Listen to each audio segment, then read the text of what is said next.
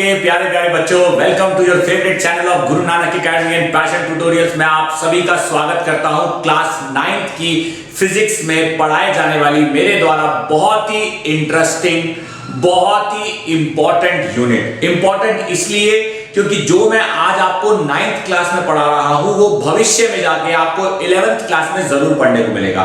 In fact अगर आपने मेरे चैनल पे इससे पहले मैं ऑलरेडी 11th क्लास का एक वीडियो लेक्चर शेयर कर चुका हूं, जो मैं अक्सर अपने सभी 9th क्लास के स्टूडेंट्स के साथ शेयर करता हूं और कहता हूं कि बेटा आप अभी 9th क्लास में हो लेकिन 11th क्लास वाला वीडियो जरूर देख लो। कई बार स्टूडेंट्स को उसमें डाउट आता है, इसलिए उस डाउट को क्लैरिफाई करने के लिए, उन प्रॉब्लम्स को रेक्टिफाई करने के लिए आज का जो वीडियो लेक्चर है वो स्पेसिफिकली 9th क्लास के बच्चों के लिए है। इससे पहले जो मैं वर्क एनर्जी पावर का वीडियो लेक्चर अपने चैनल पे ऑलरेडी दे चुका हूं, वो क्लास 11th के बच्चों का है, लेकिन 9th के बच्चों के भरपूर काम आ सकता है क्योंकि उसमें पढ़ाई जाने वाली बातें 9th और 11th दोनों की सेम है। तो एक बच्चा कहता है सर फिर आज के वीडियो लेक्चर में आप नया क्या पढ़ा दोगे?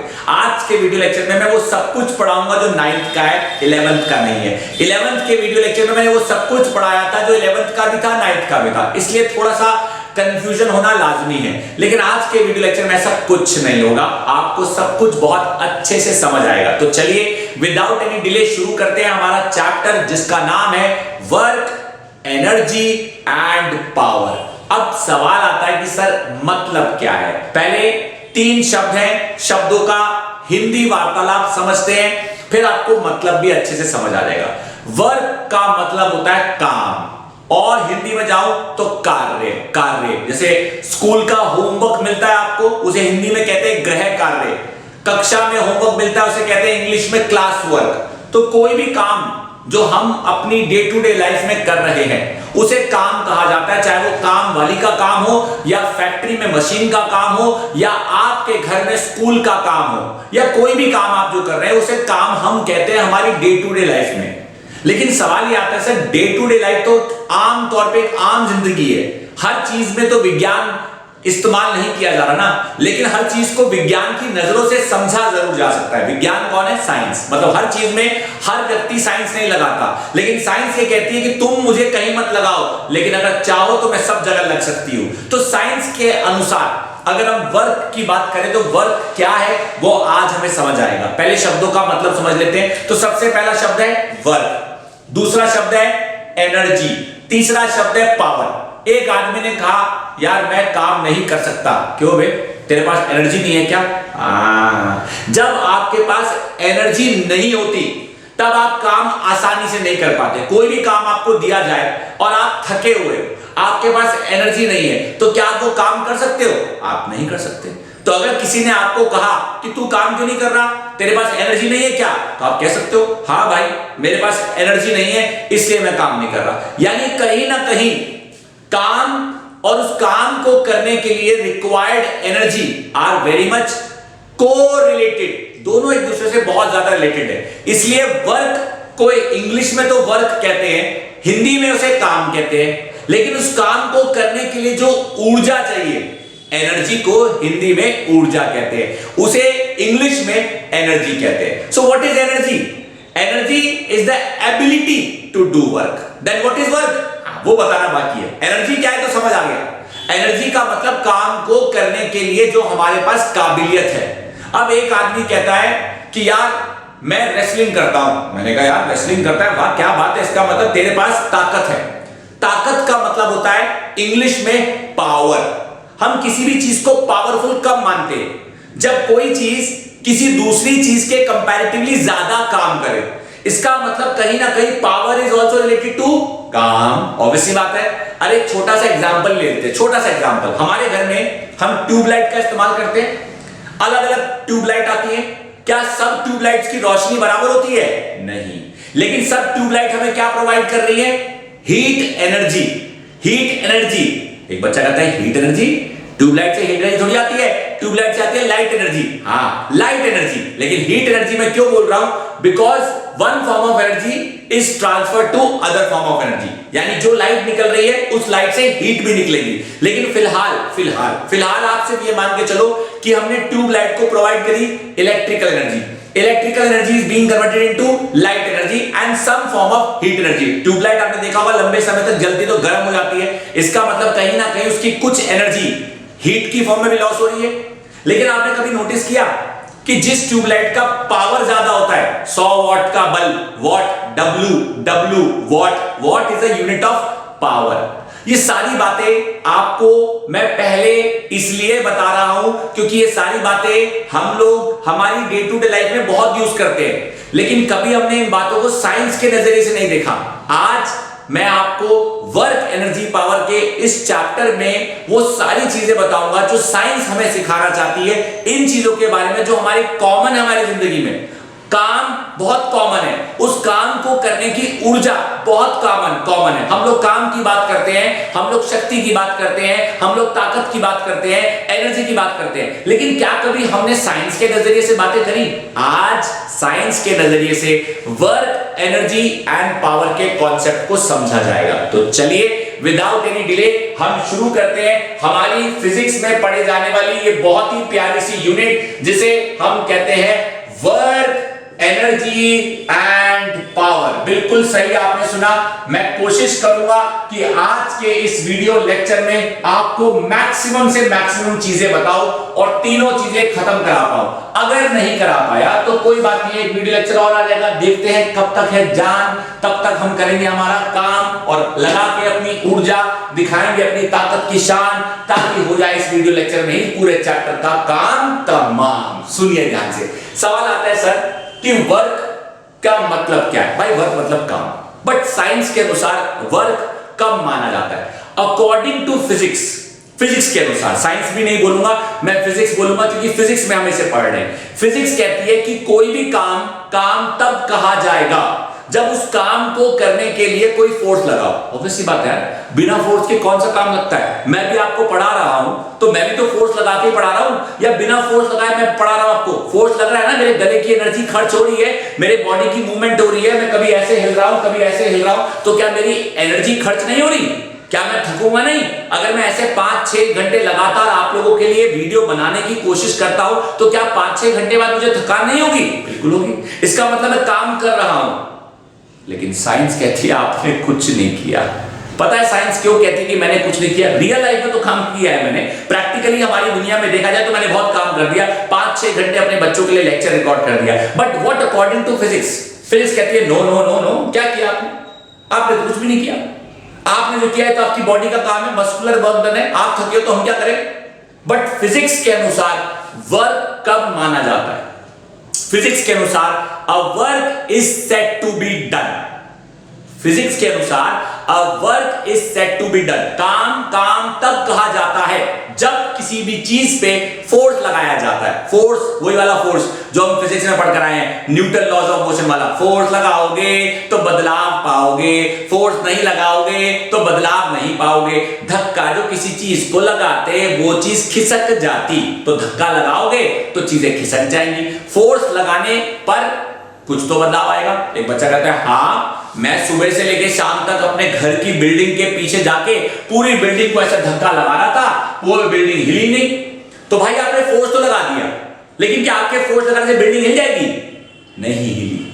इसका मतलब कि आप सुबह से लेकर शाम तक फोर्स लगाओ, आप थक भी जाओगे। लेकिन फिजिक्स कहती है you have not done any work. हाँ, फिजिक्स कहती है आपने कोई काम नहीं किया, क्योंकि फिजिक्स की भाषा के अनुसार काम तब काम कहा जाता है, काम तब काम कहा जाता है, या काम तब काम माना जाता है जब किसी वस्तु या किसी चीज पे फोर्स लगाया जाता है। एक बच्चा कहता है बोल तो दिया फोर्स लगा रहा था मैं दीवार पे, तो क्या सिर्फ फोर्स लगाना जरूरी है? The answer is no. सिर्फ फोर्स लगाना जरूरी नहीं है, क्योंकि फोर्स तो मैं लगा ही रहा हूं, मैं आपको पढ़ा रहा हूं, मैं फोर्स लगा रहा हूं, मेरी बॉडी का फोर्स लग रहा है। लेकिन क्या मेरे फोर्स से कोई चीज या कोई वस्तु या कोई सामान या कोई भी चीज खिसक रहा है? नहीं। ये खिसकना बहुत जरूरी है। खिसकना मतलब डिस्प्लेसमेंट। डिस्प्लेसमेंट आप अच्छी तरह जानते हो, हम मोशन चैप्टर में पढ़कर आए हैं। कोई भी बॉडी जब एक पॉइंट से खिसककर दूसरी जगह जाती है तो हम कहते हैं उसने वो डिस्टेंस मूव किया। दूसरे शब्दों में हम उसे उसकी डिस्प्लेसमेंट कहते हैं। So what do you mean by displacement? Displacement means the small path covered by a body when the force is applied on it. एक बच्चा कहता है अगर डिस्प्लेसमेंट नहीं हुई तो मतलब आपने फोर्स लगाया लेकिन आपके फोर्स से असर नहीं आया। फॉर एग्जाम्पल आप अपने घर की दीवार को सुबह से लेकर शाम तक धक्का मारते रहो तो क्या दीवार हिल जाएगी? नहीं।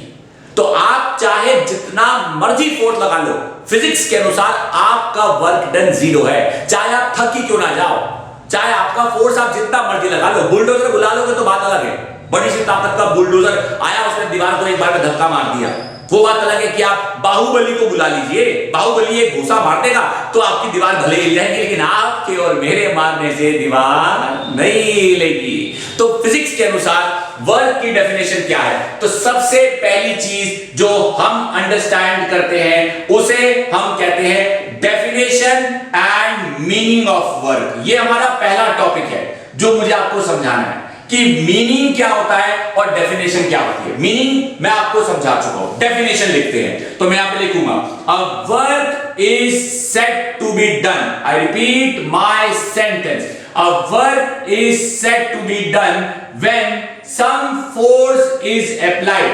When some force is applied यानी जब कोई फोर्स अप्लाई किया जाएगा, when some force is applied and displacement is produced, and displacement is produced यानी अगर कोई फोर्स लगाया जाता है और कोई डिस्प्लेसमेंट पैदा होती है तो काम कहा जाएगा। यानी दैट इज 9th क्लास में। एक बच्चा बोला ऐसा क्यों बोल रहे हो 9th क्लास में? क्योंकि 11th क्लास में थोड़ा सा फॉर्मूला बदल जाता है। 9th क्लास में work is equal to product of, work is equal to product of force जो लगा एंड डिस्प्लेसमेंट जो प्राप्त हुई। फोर्स जो लगा एंड डिस्प्लेसमेंट जो प्राप्त हुई, यानी सिंपल शब्दों में कहूं तो work done is equal to force into displacement. मेरे प्यारे प्यारे 11th क्लास के या 9th क्लास के बच्चों, क्योंकि कभी कभी 11th क्लास के बच्चे अपने बेसिक्स क्लियर करने के लिए 9th क्लास का ये वीडियो देखते हैं, तो इसलिए मैं सोच रहा हूं कि अगर गलती से कोई 11th क्लास वाला बच्चा देख रहा है तो उसको भी अच्छा लगे कि चलो जी सर ने मेरे बारे में भी कहा। मेरे प्यारे प्यारे 9th क्लास के या 11th क्लास के बच्चे, तो work done is equal to force into displacement, ये सिंबॉलिकली। अब अगर मैं लिखता हूं सिंबॉलिकली फॉर्मूला बनेगा। सिंबॉलिकली मतलब सिंबल, तो वर्क डन का सिंबल होता है W, F का सिंबल होता है फोर्स, डिस्प्लेसमेंट का सिंबल होता है S, तो W is equal to F into S। Force की यूनिट होती है मेरे प्यारे प्यारे बच्चों न्यूटन, डिस्प्लेसमेंट की यूनिट होती है मेरे प्यारे प्यारे बच्चों मीटर। सो देयरफॉर वर्क की यूनिट होगी न्यूटन मीटर, और न्यूटन मीटर को दूसरे शब्दों में हम जूल्स कहते हैं, क्योंकि जूल्स नाम के वो वैज्ञानिक थे। इनका जन्म हुआ था 1818 में और इनकी मृत्यु हो गई थी 1888 में, 1898 में, हाँ करीब करीबी तो 1898 में या 1888 में, चेक कर लेना। इनकी नहीं 1889, हाँ 1888 सही, जहां तक मुझे याद है, एक बार चेक कर लेना, ये डाटा कभी कभी मुझसे गड़बड़ जाती है। 1818 में इनका जन्म हुआ और 1879 में इनकी मृत्यु हुई। ये वो वैज्ञानिक है, जूल्स नाम के वैज्ञानिक, जिन्होंने वर्क के बारे में फिजिक्स की दुनिया में बहुत काम किया, बहुत कुछ कहा, इसलिए उनके सम्मान में ये वर्क की यूनिट बनाई गई जिसे हम कहते हैं जूल्स। एक बच्चा कहता है जाओ मैं नहीं लिख कर आऊंगा जूल्स, मैं कहा फिर क्या लिखोगे? कह रहा मैं सिंपल लिख दूंगा न्यूटन मीटर। हाँ लिख सकते हो, न्यूटन फोर्स की यूनिट, मीटर डिस्टेंस की यूनिट। अगर डिस्टेंस सेंटीमीटर में है तो मीटर में चेंज करना ना भूलें मेरे प्यारे प्यारे क्लास 9th के बच्चों। आई होप इतनी बात आपको समझ आए कि मैं आपको क्या समझाने की कोशिश कर रहा हूं कि वर्क क्या होता है। एक बच्चा कहता है आपने क्या समझाया है? सिर्फ फॉर्मूला ही तो समझाया है। हाँ बच्चों सिर्फ फॉर्मूला ही समझाया है। अब मैं बात करने जा रहा हूं वर्क के नेचर के बारे में। नेचर, वर्क क्या कोई इंसान है कि उसका नेचर बैड होगा या उसका नेचर गुड होगा? ना ना ना, वर्क इंसान नहीं है, लेकिन आप जो काम कर रहे हो उस काम से आपको क्या प्राप्त हो रहा है उसके बेसिस पे हम डिसाइड करते हैं कि हमारा जो वर्क है वो फायदे का वर्क है या वो नुकसान का वर्क है। या वो वर्क है ही नहीं। एक बच्चा बोला मतलब ये कि अगर आप दीवार को धक्का दे रहे हो और दीवार हिल ही नहीं रही, तो बताओ आपको फायदा हुआ? नहीं। आपको नुकसान हुआ? नहीं। एक बच्चा कहता है नुकसान हुआ ना, मैं दीवार हिला रहा हूं, दीवार हिल ही नहीं रही। आप दीवार हिला रहे हो, दीवार नहीं हिल रही, लेकिन कौन सा दीवार ने आपको हिला दिया? तो आप जो कर रहे थे उसे कुछ हुआ ही नहीं। आप जो काम कर रहे थे उस काम में तो कुछ हुआ ही नहीं, तो आपका काम तो है ही नहीं, मतलब आपका वर्क डन जीरो है। बिल्कुल सही।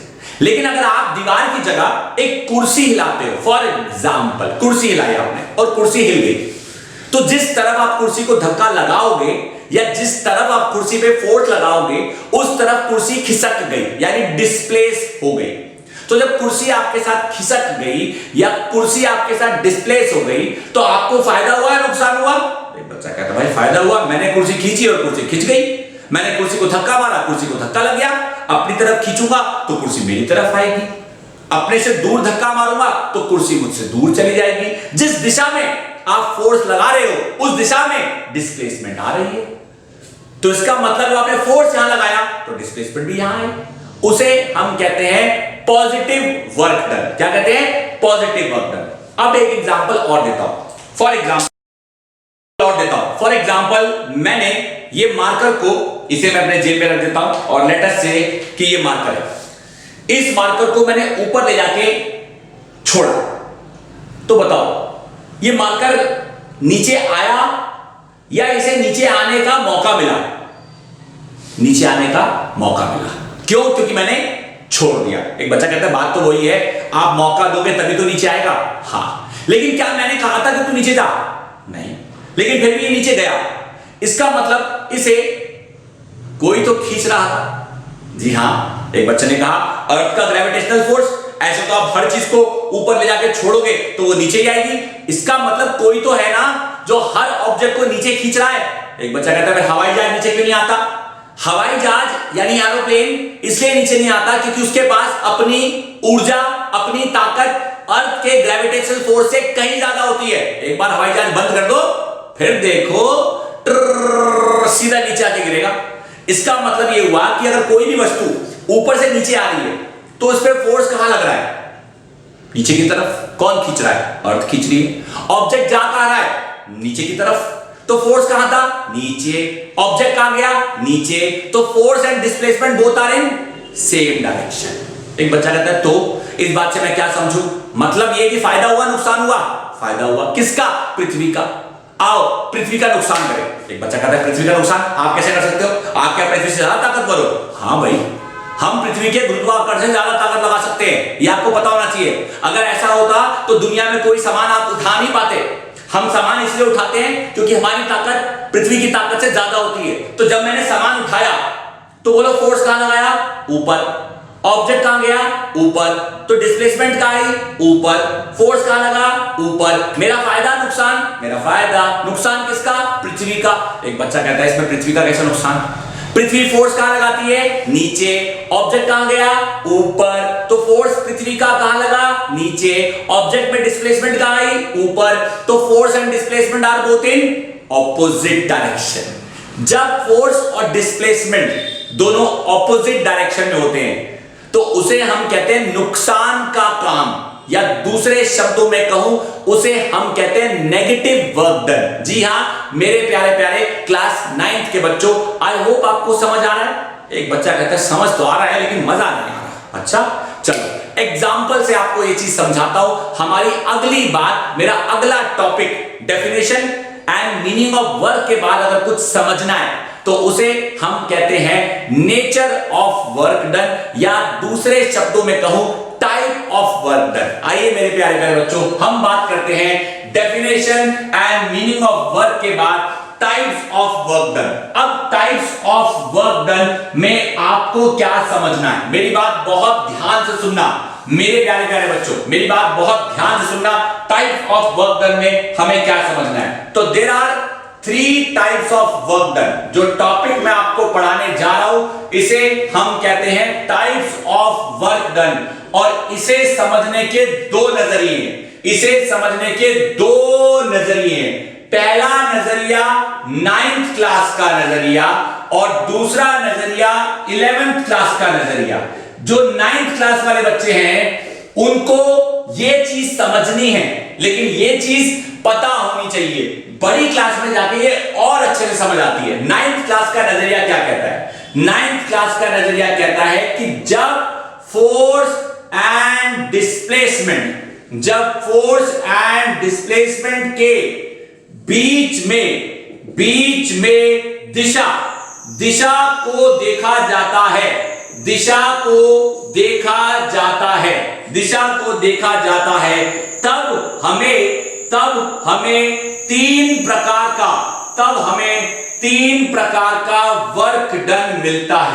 तब हमें तीन प्रकार का वर्क डन मिलता है। जैसे कि पहला, एक ऑब्जेक्ट ये रहा, इस ऑब्जेक्ट पे एक आदमी ने धक्का लगाया तो फोर्स इस दिशा में लगाया और ऑब्जेक्ट में डिस्प्लेसमेंट भी इसी दिशा में आई। जब force and displacement both are in the same direction, then it is called as positive work done। मेरे प्यारे प्यारे क्लास 9th के बच्चों, पॉजिटिव वर्क डन। सुनना मेरी बात। एक गाड़ी चल रही है, एक बड़ी सी गाड़ी चल रही है। इस गाड़ी में यहां पे ब्रेक है और गाड़ी चलाने वाले चालक ने अपने पैरों से ब्रेक पे पैर लगाया। जैसे ही ब्रेक पे पैर लगाया यानी फोर्स आगे लगा, लेकिन गाड़ी में जो रुकावट आती है, गाड़ी में रुकावट पीछे आती है, यानी गाड़ी में जो रुकावट आती है वो पीछे आती है। हमेशा याद रखना, ब्रेक लगाने के बाद गाड़ी आगे जाती है, पीछे जाती है। पीछे जाती का मतलब ये नहीं कि अगर आप गाड़ी चला रहे हो और ब्रेक लगाओगे तो गाड़ी यहां जाएगी, नहीं। ब्रेक लगा रहे हो, गाड़ी रुक जाएगी। इसका मतलब गाड़ी पे जो फोर्स काम कर रहा है वो गाड़ी का फायदा कर रहा है या नुकसान कर रहा है? नुकसान कर रहा है। फोर्स कहां लग रहा है? आगे। गाड़ी में रुकावट कहां आ रही है? पीछे। तो ब्रेक्स के द्वारा जो वर्क डन होता है, यानी जब force and displacement are in opposite direction, तो उसे हम कहते हैं नेगेटिव वर्क डन। और आई रिपीट माय सेंटेंस, जब फोर्स लगे पर डिस्प्लेसमेंट ना आए, तब वर्क डन 0 होता है। मेरे प्यारे प्यारे 9th क्लास के बच्चों, यानी इन शॉर्ट 3 प्रकार के वर्क डन है। एक पॉजिटिव वर्क डन, एक नेगेटिव वर्क डन और एक 0 वर्क डन। ये तो हो गया 9th क्लास का नजरिया। और नेगेटिव वर्क डन का एक बड़ा प्यारा एग्जांपल है work done by gravity. Gravity के द्वारा जो वर्क होता है वो भी नेगेटिव होता है। मतलब कैसे? सपोज करो ये पृथ्वी है और पृथ्वी पे एक आदमी ने एक बॉल को ऊपर फेंका।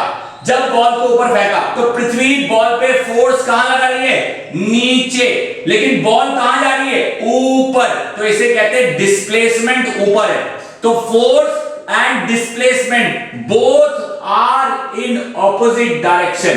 तो जब force and displacement opposite direction में होते हैं तो उसे कहते हैं नुकसान वाला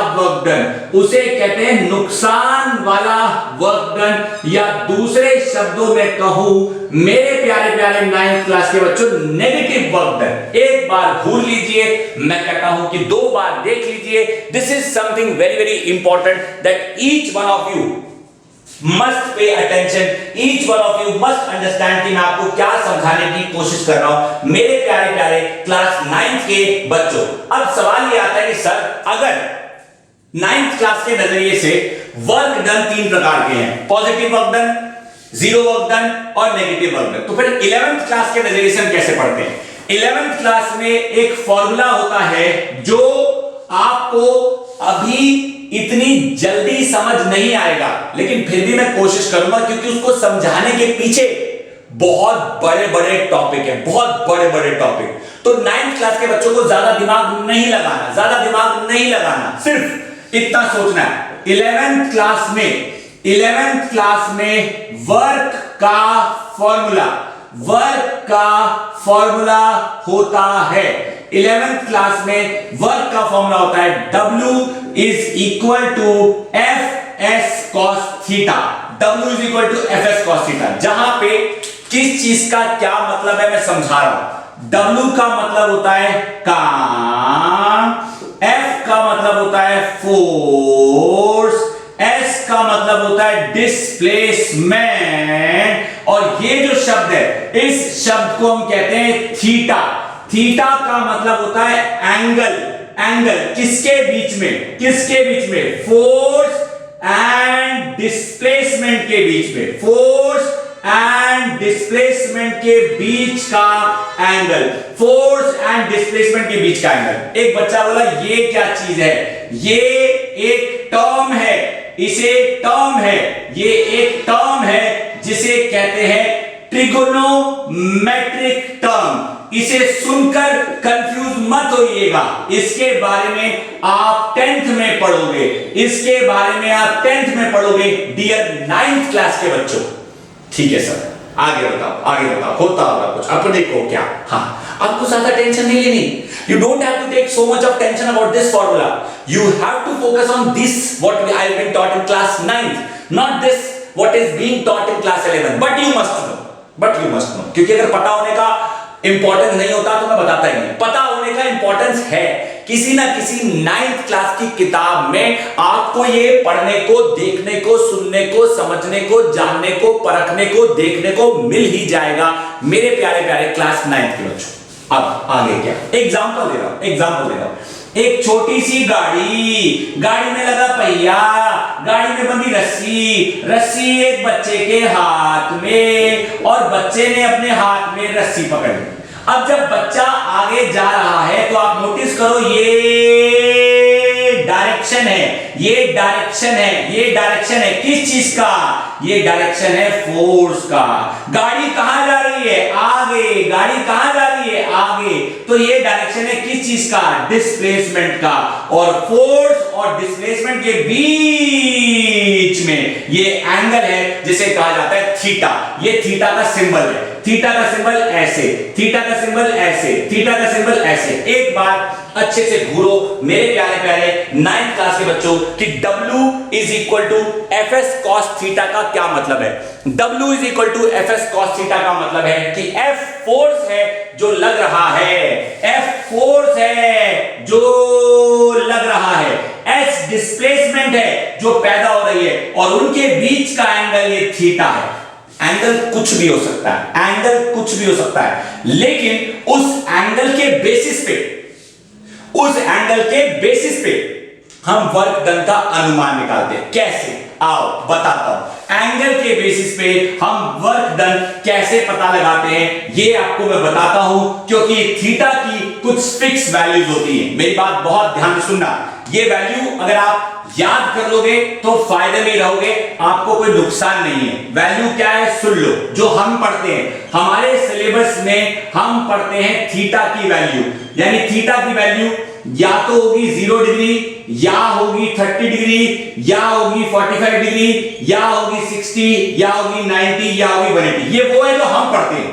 और यहां पे कॉस, तो कॉस 0 1 होता है, कॉस 30 √3/2 होता है, cos 45 1/√2 होता है, cos 60 1/2 होता है, cos 90 आपका 0 होता है, और cos 180 -1 होता है। ये फिक्स वैल्यू है मेरे प्यारे प्यारे बच्चों, इन्हें रट लेना, इन्हें रट लेना 9th क्लास के बच्चों, इन्हें रट लेना 9th क्लास के बच्चों कि cos 0 डिग्री 1 होता है। दैट इज, याद रखना कि cos 0 डिग्री 1 होता है, याद रखना cos 30 डिग्री √3/2 होता है, याद रखना cos 45 डिग्री 1/√2 होता है, cos 60 डिग्री 1/2 होता है, cos 90 डिग्री 0 होता है, और cos 180 डिग्री -1 होता है। और अगर किसी ने पूछने की कोशिश करी ऐसा कैसे, गलती से ये कोशिश मत करना, 9th क्लास में मत करो यार, क्योंकि ये चीज 9th क्लास की है ही नहीं, ये टॉपिक ही 9th क्लास का नहीं है। लेकिन क्योंकि ये 9th क्लास में आपको बताया जा रहा है तो उसके पीछे सिर्फ एक ही वजह है कि ये 9th क्लास में काम आता है। लेकिन आपको बहुत ज्यादा डिटेल में नहीं जाना है, क्योंकि अगर आप इसके ऊपर और सवाल उठाओगे तो और कंफ्यूज होगे। एक छोटी सी बात है, उसे समझाने का सिंपल सा तरीका है, मैंने बता दिया आपको कि कॉस एक टर्म है जो मैथ्स में पढ़ोगे आगे, होता होगा कुछ अपने को क्या, थीटा एंगल है जिसकी वैल्यू आपको दी जाएगी, उसकी वैल्यू भी आपको जो दी जाएगी वो यही दी जाएगी। मतलब आप ये मत सोचना पेपर में क्वेश्चन आ गया थीटा इज 50 डिग्री, कभी नहीं होगा ऐसा, इसके बाहर थीटा नहीं आएगा। नाइन्थ क्लास में वैल्यू रटी होनी चाहिए।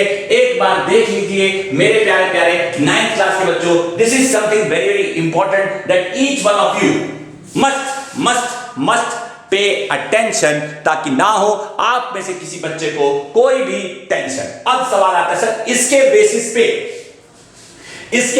पे वर्क डन कैसे पता लगाया जाएगा। आइए इसके बेसिस पे अब जब वर्क डन पता लगाया जाता है तो कैसे पता लगाया जाता है, यानी एक बात तो हमें पता लग गई कि टाइप ऑफ वर्क डन 3 प्रकार के होते हैं। एक जिसे हम कहते हैं पॉजिटिव काम, या सिंपल शब्दों में कहूं पॉजिटिव वर्क डन। एक जिसे हम कहते हैं नो काम, या दूसरे शब्दों में कहूं जीरो वर्क डन, या दूसरे शब्दों में कहूं जीरो वर्क डन। और एक जिसे हम कहते हैं नेगेटिव काम यानी नुकसान का काम, नेगेटिव वर्क डन, या सिंपल शब्दों में कहूं नेगेटिव वर्क डन। मेरे प्यारे प्यारे 9th क्लास के बच्चों, आई होप आपको समझ आ रहा है। आइए पॉजिटिव वर्क डन कब होता है? पॉजिटिव वर्क डन तब होता है जब force and displacement are in same direction, या फिर जब उनके बीच में theta is either 0 degree, either 30 degree, either 45 degree और 60 डिग्री। मतलब इन पे वर्क डन पॉजिटिव होगा जब थीटा या तो 0 होगा, थीटा या तो 30 होगा, थीटा या तो 45 होगा, या थीटा 60 होगा। आप बात करते हैं नो वर्क डन की, या बात करते हैं 0 वर्क डन की। मेरे प्यारे प्यारे बच्चों, ये मैं लिखूंगा तब होता है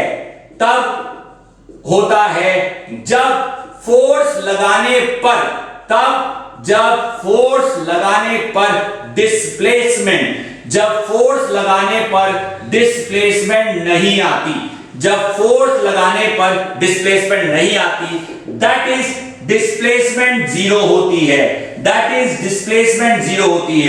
या फिर जब थीटा 90 डिग्री होता है, मेरे प्यारे प्यारे 11th क्लास के या 9th क्लास के बच्चों, जो भी इस बात को सुनने की या समझने की कोशिश कर रहे हैं उन्हें समझ आना चाहिए। आइए बात करते हैं नेगेटिव वर्क डन की। नेगेटिव वर्क डन तब होता है जब फोर्स और डिस्प्लेसमेंट के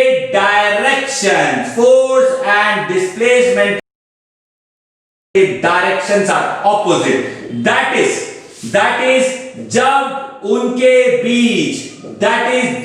उनके बीच थीटा 180 डिग्री होता है, जिसका सबसे पहला एग्जांपल है, फॉर एग्जांपल सबसे पहला एग्जांपल ग्रेविटी के द्वारा किसी बॉडी पे ग्रेविटी के द्वारा किया गया काम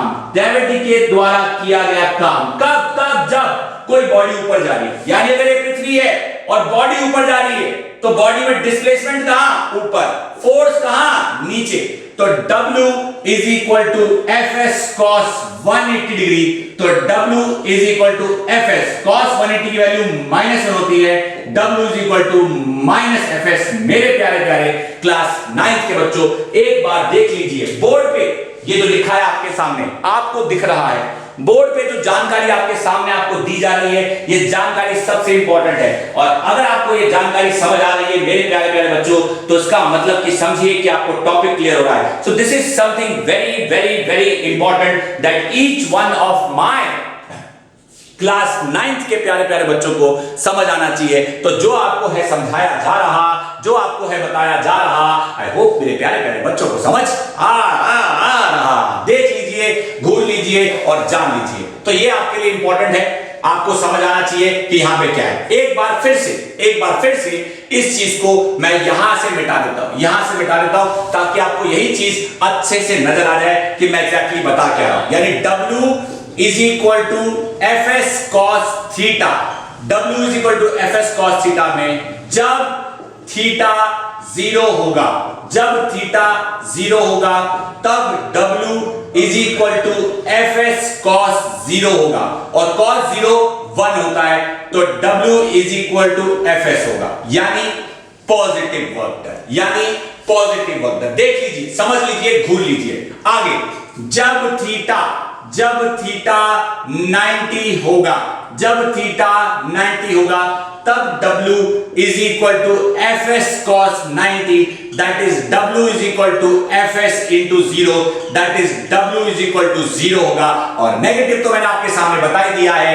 मेरे प्यारे प्यारे क्लास 9th के बच्चों, है मेरी आपको सजेशन कि एक बार इसे घूर लीजिए। है अगर मन में कोई सवाल तो मेरे प्यारे प्यारे बच्चों बचा देना बवाल। This is something very very important that each one of you must pay attention. और यही वजह है कि अब आपको चीजें समझ आ रही होंगी मेरे प्यारे प्यारे 9th क्लास के बच्चों। तो बहुत सिंपल सा फंडा है, मैंने कोई बहुत ज्यादा डिटेल में कोई चीज नहीं समझाई है। वर्क के टॉपिक को इंट्रोड्यूस किया और वर्क के टॉपिक को खत्म किया।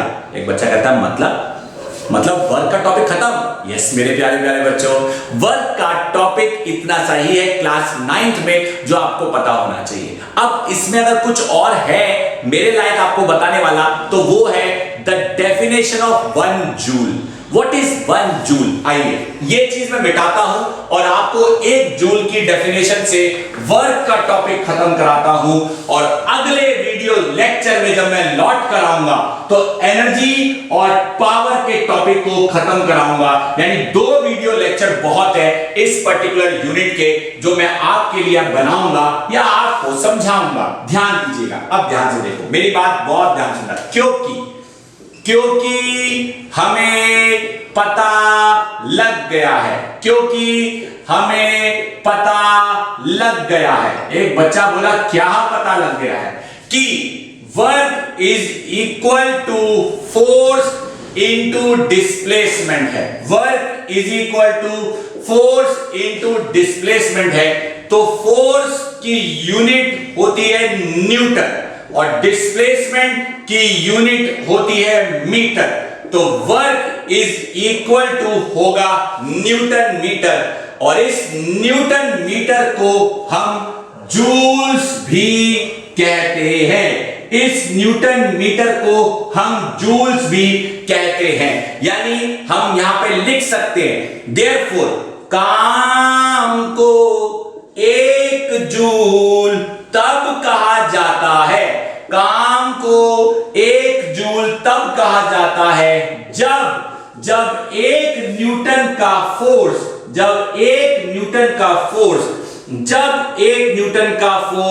किसी वस्तु को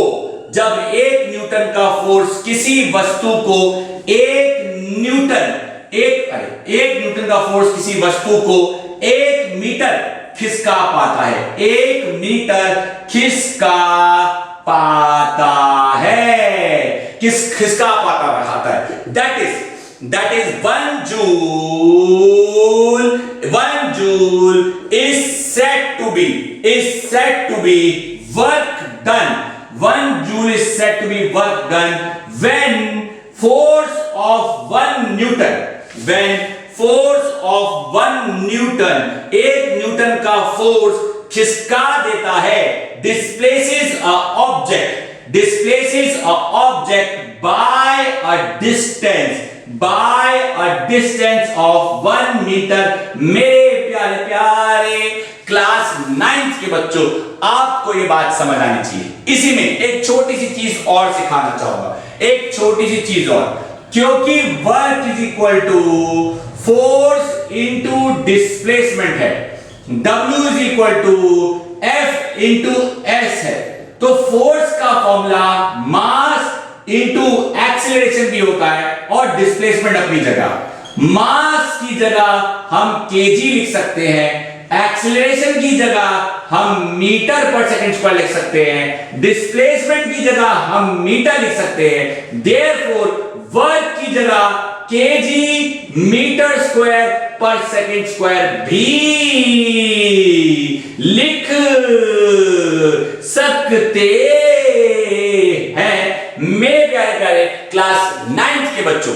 यानी उस हिसाब से देखा जाए तो वर्क की 3 यूनिट है, 3 यूनिट नहीं है, तीनों एक ही है। लिखने के 3 तरीके हैं, या तो न्यूटन मीटर लिख लीजिए, या जूल्स लिख लीजिए, या फिर लिख लीजिए केजी मीटर स्क्वायर पर सेकंड स्क्वायर। मेरे प्यारे प्यारे क्लास 9th के बच्चों, एक बार इसे घूर लीजिए, मैं कहता हूं कि 2 बार घूर लीजिए। है मन में कोई सवाल तो मेरे प्यारे प्यारे बच्चों मचा देना बवाल। And with this I guarantee कि नहीं उठेगा आपके मन में वर्क से रिलेटेड कोई सवाल, यानी वर्क, एनर्जी एंड पावर के इस प्यारी सी यूनिट का पहला भाग यानी कि वर्क मैंने आपको खत्म करा दिया है।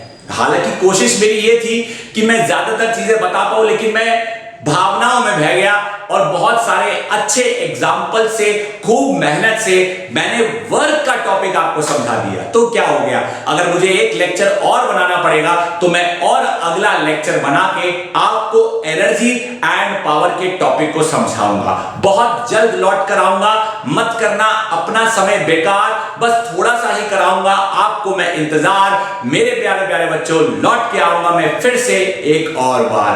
आपने आज के वीडियो लेक्चर को देखने में जो अपना कीमती वक्त दिया, उसके लिए मेरी तरफ से आप सभी का तहे दिल से शुक्रिया। थैंक यू वंस अगेन मेरे प्यारे प्यारे क्लास 9th के बच्चों for giving your precious time. अगर अभी तक आप में से किसी ने चैनल ही सब्सक्राइब नहीं किया है या मेरे इस वीडियो को अपने दोस्तों के साथ शेयर नहीं किया है, तो वो करना ना भूलें। Make sure you do not waste your time and make sure that you keep working hard, keep blessed, stay blessed my dear lovely 9th class के प्यारे प्यारे बच्चों।